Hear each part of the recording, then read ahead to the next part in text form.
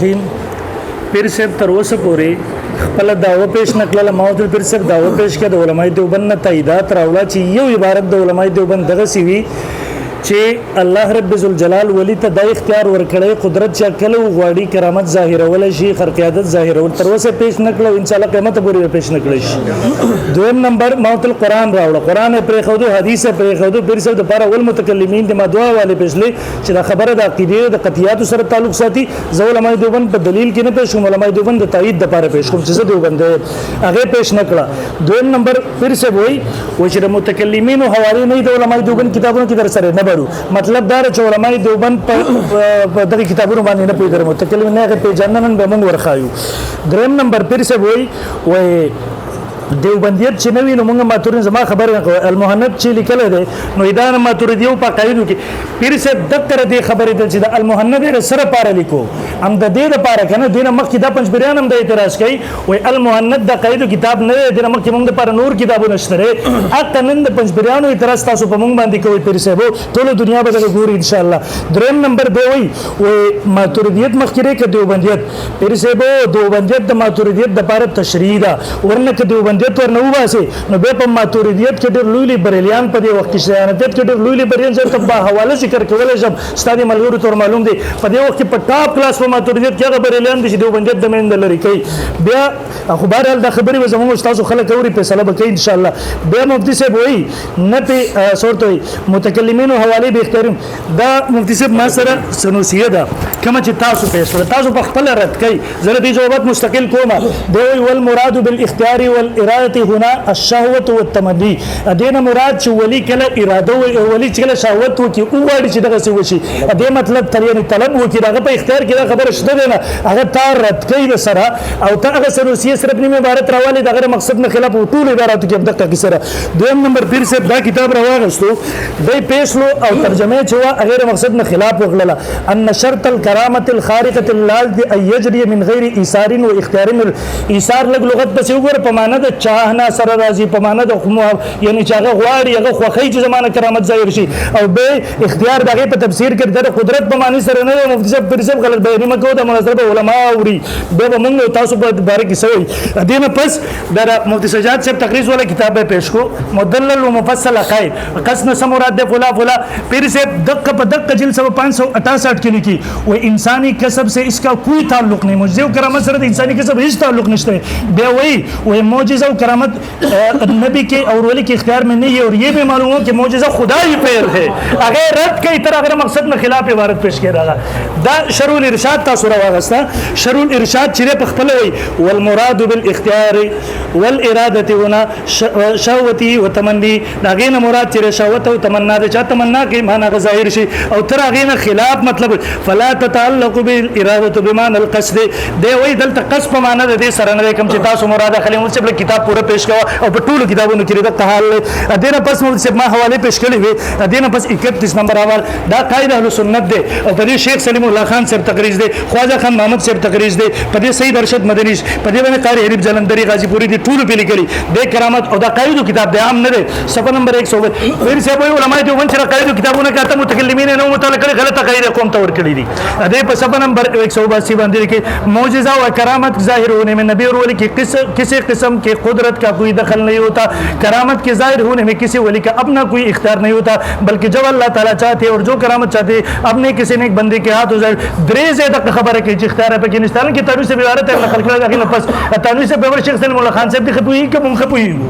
دا جب خبره ده دا زما پلاس کې پتا و دارالعلوم کراچۍ د دارالعلوم کراچۍ خو ټول دنیا په دې کلی مدرسه نه ده عالمی مدرسه ده دې په صفحه نمبر 445 باندې کې لګي جواب کرامت کا زور کسی ولی ابو ذر کے قبضے قدرت میں نہیں دا د ولی په قبضه قدرت کې نشته دا زما سره طالبات رشید دارالعلوم دیوبند اولنی سرسله و ما يزعم العوام هغه چې ګمان کوي عوام درچا کې در عوام خیال له ان الکرامت فعل الاولیاء چې به کرامت فعل الاولیاء انفسهم باطل بل وفعل الله تعالی بلکې دا فعل د الله تعالی د مخکې به وای وليس للولي ولا ان في صدور اختیار اذ لا اختیار لاحد في افعال الله د الله په کارونو کې د بندګانو اختیار نشته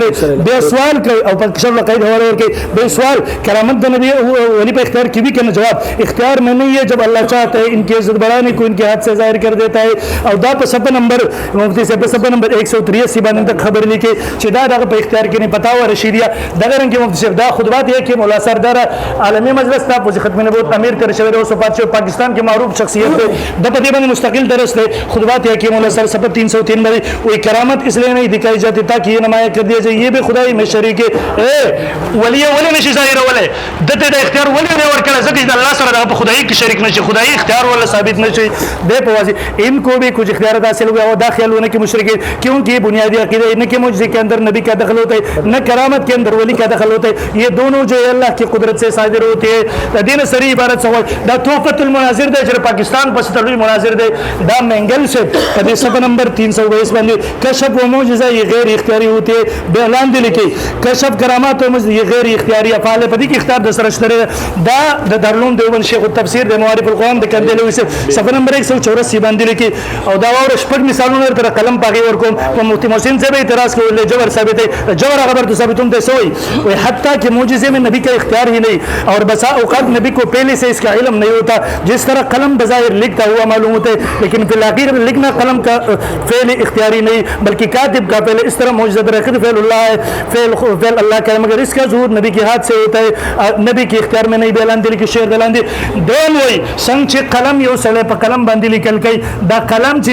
د فعل نه د لیکون کې فعل دی که څوک وي عثماني صاحب حواله واست پېښ کوم څوک وي چې دا قلم فعل دی دا قدرت قلم ته ورکو د الله سره شرک وکړو ځکه د الله څنګه چې دغه سړي فعل چې د قلم ته منسوب کو دغه چې په کرامت او معجزې کې د الله فعل بندل ورکو اختیار ورکو او من زعم ان الله جل لعباد من الامر شيء فقط كفر بما انزل الله ولم بي دولس کتابونو د حدیث نقل کړي چا چې دا ګمان وکړو چې الله باز اختیارات بندګانو ته خدای ما فوق الاسباب ورکړي د هغه وحی باندې چې تمام انبیو اتفاقی و بده باندې کفر وکړو شرک وکړو دا په صفحه نمبر 191 باندې دغه تفصیل کوي دغه رنګي تاسو چې مخکې معلم الربان پېښ کو اگر دو ځای کې وای نبی شیخ صفدر صاحب روډ چې کوم دې پېښ کو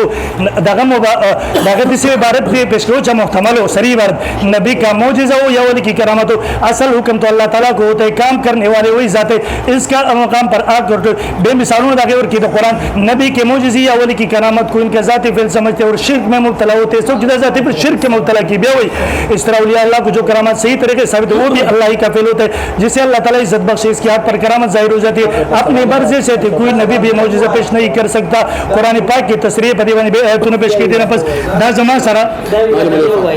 دا ټیم چې تیر شاګین ورسته به دوباره دیوته ورکړي دیوته ټیم مې حساب وته مې